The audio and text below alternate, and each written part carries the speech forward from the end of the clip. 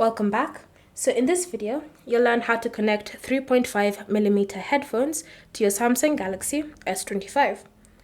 So when it comes to connecting these headphones, you'll need to use either of these two adapters so that you can be able to connect your phone to the headphones, the headphones to the phone.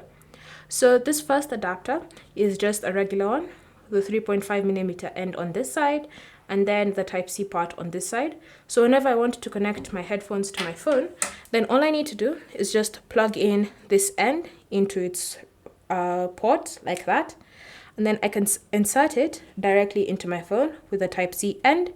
And from here, I can use these headphones to listen to any audio that's currently coming from my phone. Alternatively, I also have this other adapter that I can choose to use, and this adapter is dual ported, so it has two ports available for me to choose from. So with this adapter, it means that I can charge my phone with this end right here, and I can still connect my 3.5mm headphones. So now when it comes to using this, I can connect the headphones to its port like that, and then I can grab my charging cable, and then I can insert my charging cable into that other port like that.